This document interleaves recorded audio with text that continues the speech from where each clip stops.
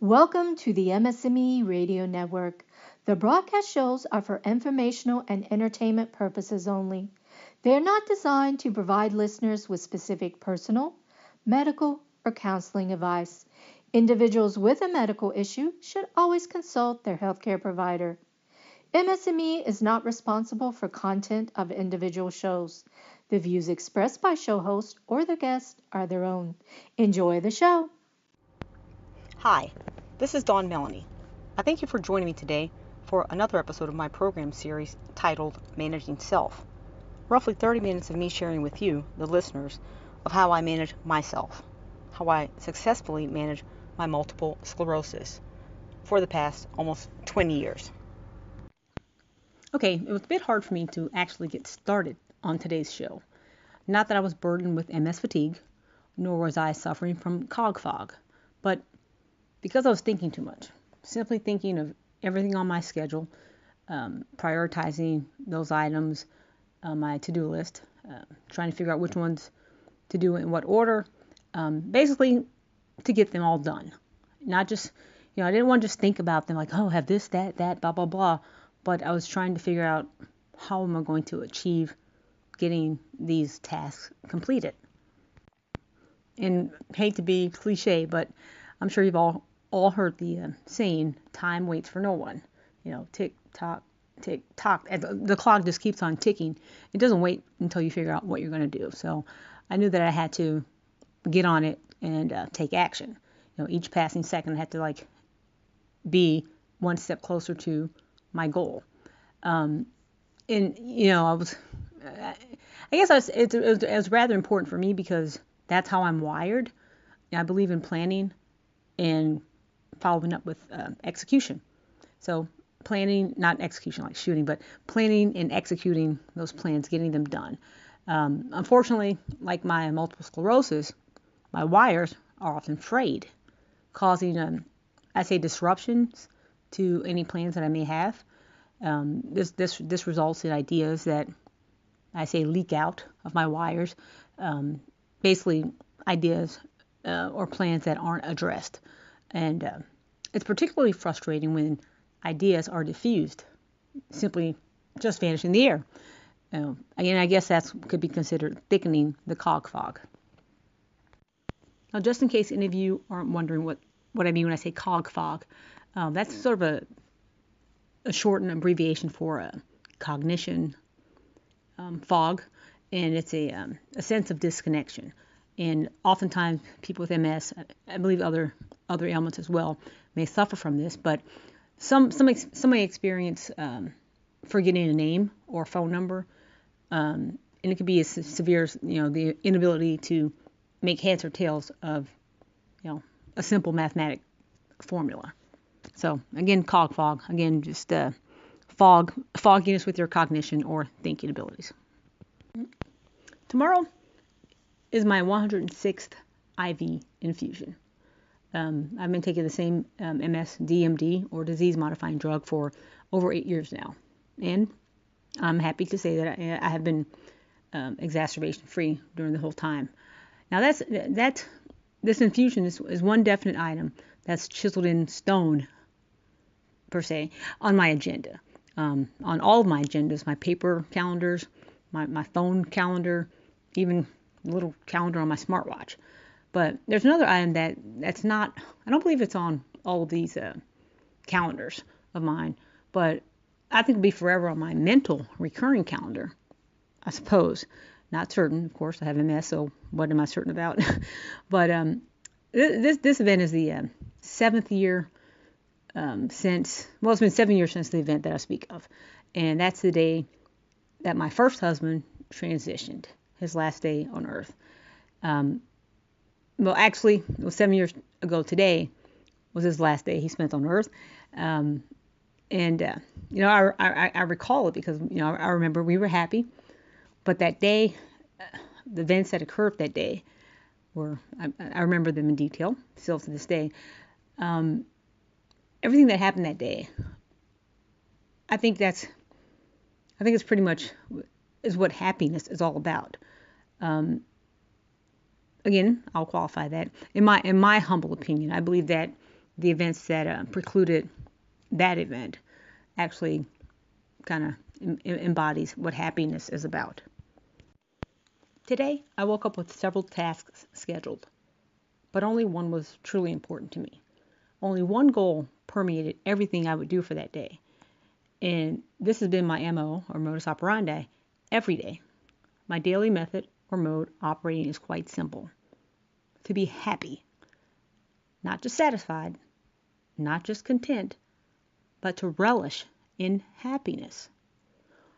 Why am I so adamant about this? Well, like I said, 7 years ago, I think it really did may have an impact on me.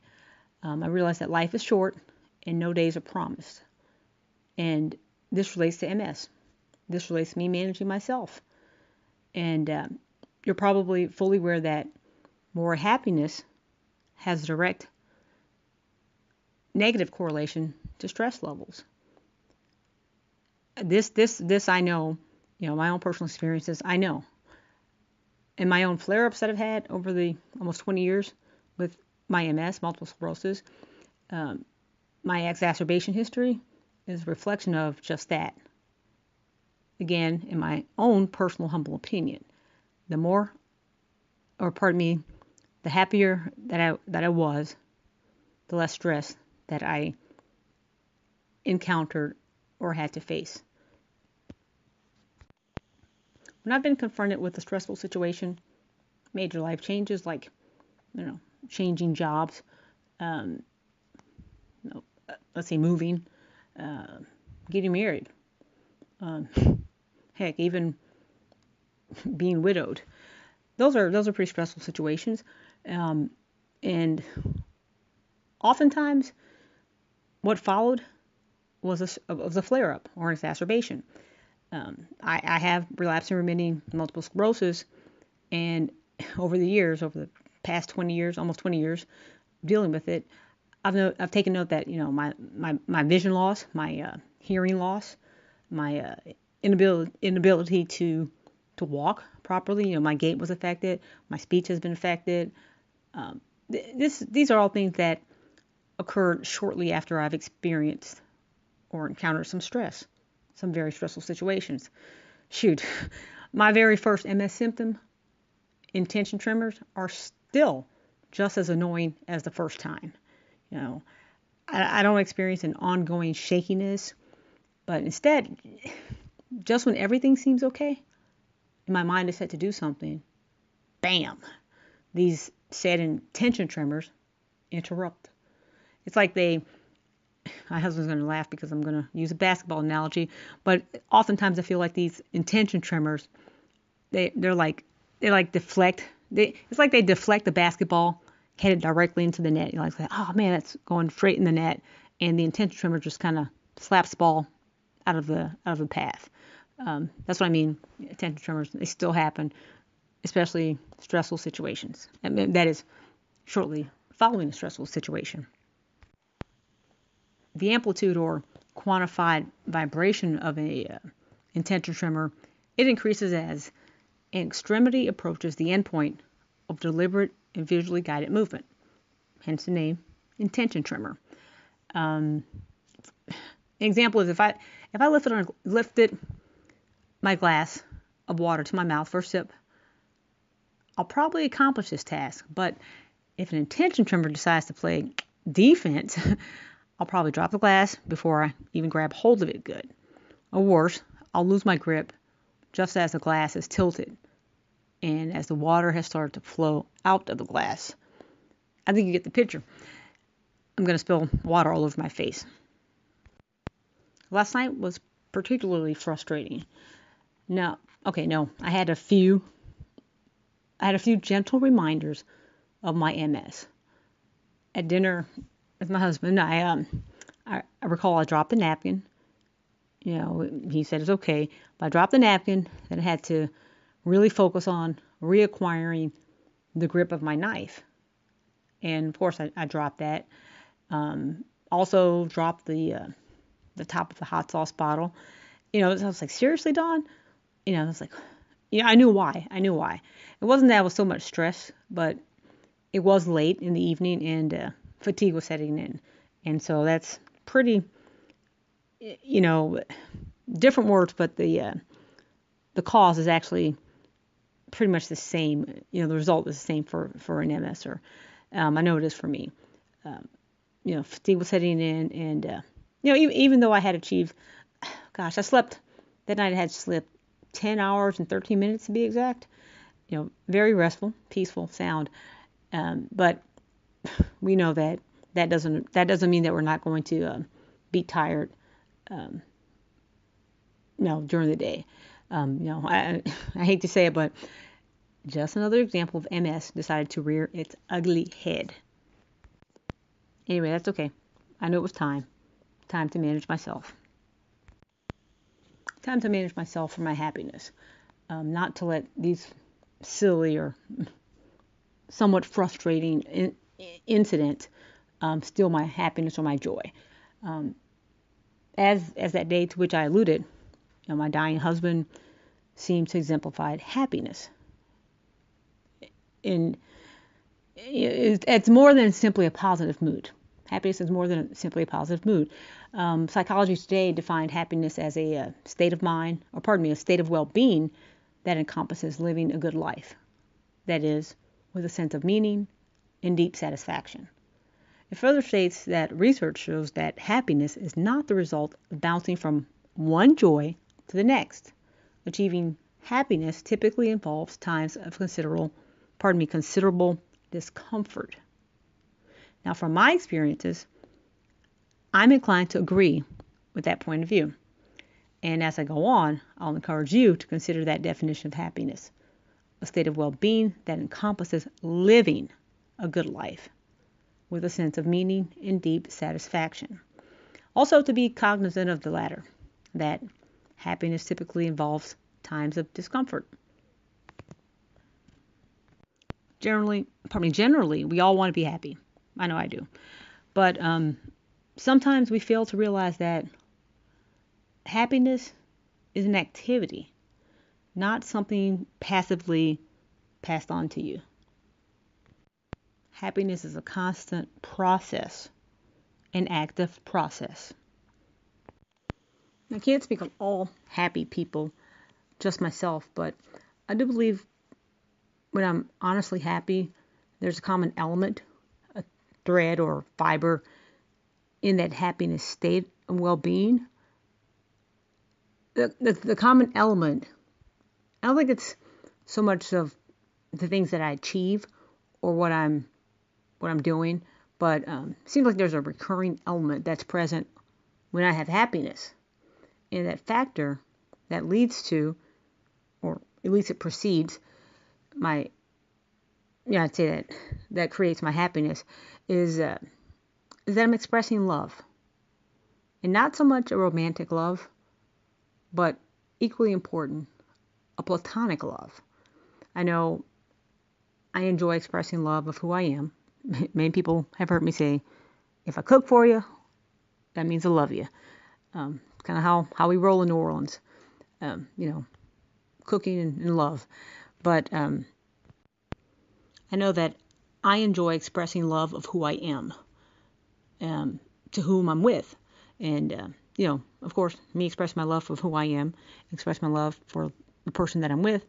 Of course, that's the romantic love that I mentioned. I also enjoy expressing love of what I do. Now, of course, I can't do everything that I want to do before. Before I got into somewhat of an abusive relationship with the MS monster, but I tried to never focus on. I don't like the term disability. Let's say I don't like disability. I hate that term because my abilities, my personal abilities, they're so vast, and like I said, I love what I'm able to do. Doing that, and when I do that, the things that I'm able to do, I'm happy.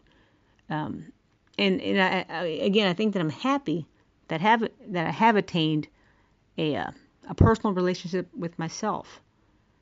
Again, I know who I am. I know who I'm not.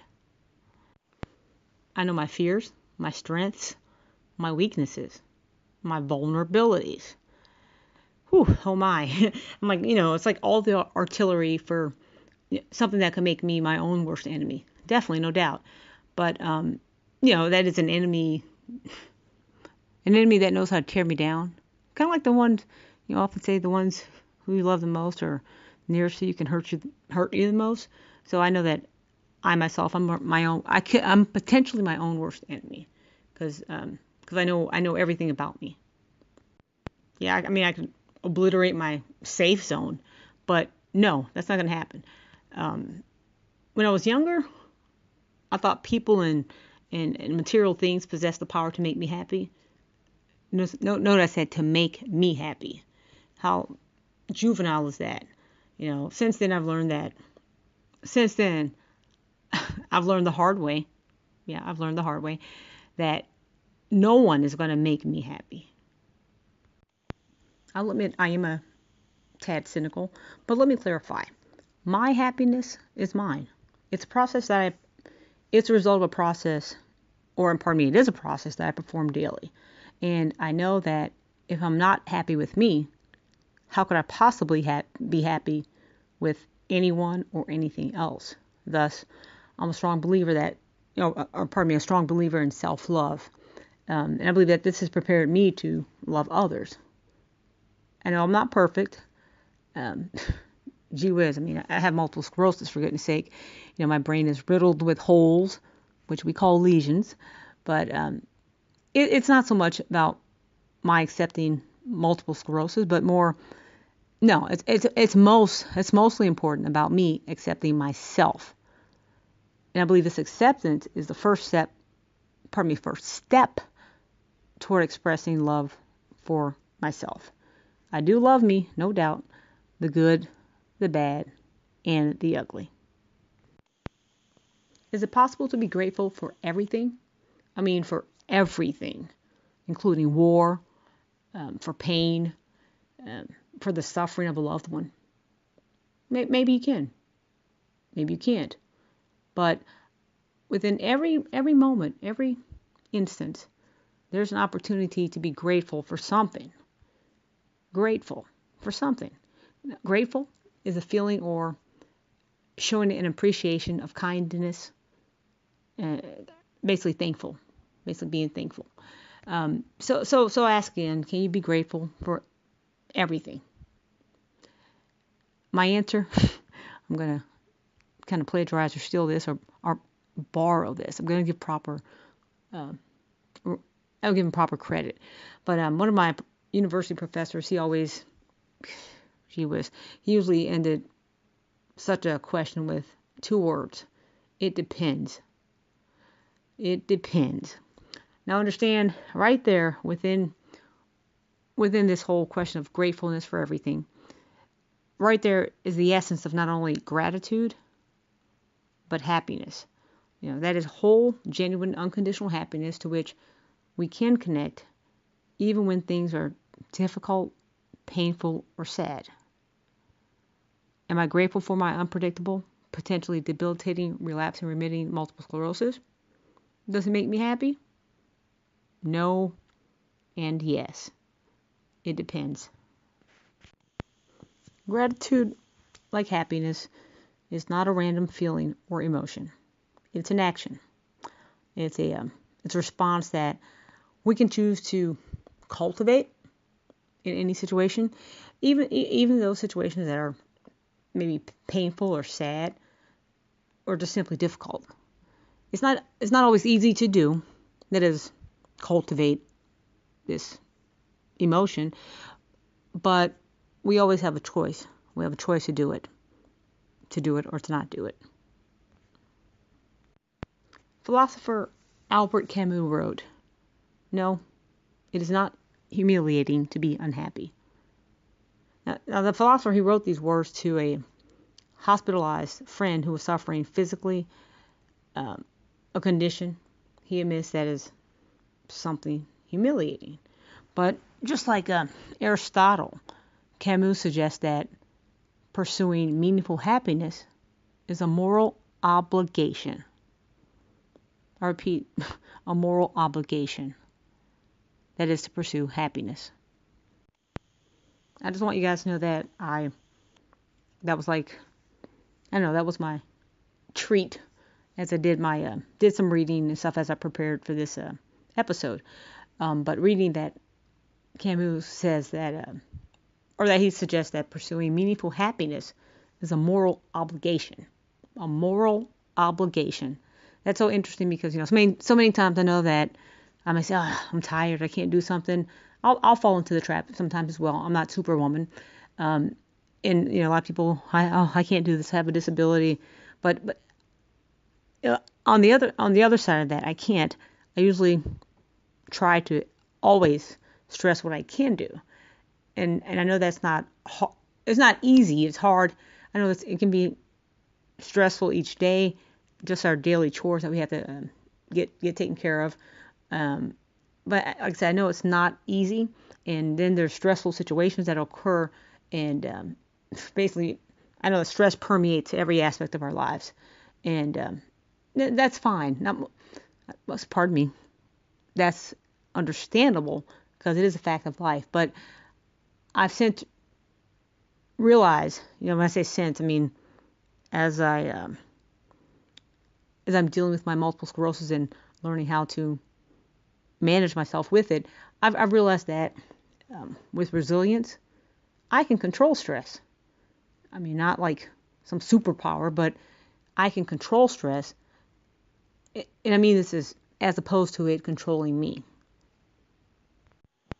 I can control stress. Well, I can definitely handle it. I can manage stress, even manipulate stress. And I'm developing an appreciation that the same is more or less true for happiness. Like problems, stress won't simply disappear. There's countless times I've noted that when it appears that my stress has been stopped or erased, unfortunately, this stress has been upgraded, definitely exchanged for other stressors. And that sounds negative, but on the flip side, I can look at it as well. The same goes for my happiness. It comes, it goes. It's a dynamic process, or they're both dynamic processes. I continue to grow from my experiences, from my exposures. 7 years ago today, I witnessed my late husband, his suffering during his palliative care at home, and with this was also his simultaneous happiness, which far outweighed the suffering. I saw this happiness basically surmise, and I think it's his faith that the temporary struggle was a mere stepping stone for something far greater is what helped him to get through this. But on my personal pursuit to happiness, I'm aware that with appropriate habits, new ones, old ones, revamped ones, with my habits, I know that I can manage both stress and happiness. And I know that life goes on, and life changes. But I know that less stress means that I have more self-confidence and resilience to any other thing that's thrown my way. I can handle it. Ultimately leading or transporting me to a state of happiness. As I close this week's program, I want to present to you a simple challenge. No more, or shall I say, the challenge is to eradicate that rhetorical question, why me? I want you guys to, if you're saying that, just get it out of your system, say it no more. But I want you to eradicate why me and change that to it is me. It is me. Then follow that up by challenging yourself further, and this is the more importantly the challenge, but follow that up with devising a plan of what to do next. It may not be easy, especially if you're trying to be happy, or like I said, I think most of us want to be happy as opposed to the opposite. But again, I mentioned it earlier, realize that happiness requires struggle, some struggle. And during these tough, challenging times, be aware that, well, be aware not to focus on the struggle. Focus on the result. Endure the fight, but focus on the victory. Today, I still pray that my late husband got his victory. For me today, I strive every day that I achieve daily victories of me battling, of me managing, of me overcoming my MS and any complications that may come with it. The days aren't perfect, but I know that with proper attention, I can be successful in my management. And I hope that I'll continue to be able to say, just like my late husband often did, even on his dying deathbed, he said, if asked, how are you doing? His response was genuinely super good and getting better. That's how I want to live my life. I want every day to be super good and getting better. This is Dawn Melanie, and I thank you for joining me. Hope you'll join me next week, where I want to continue my theme of happiness and things like that. So thank you again. Have a good day.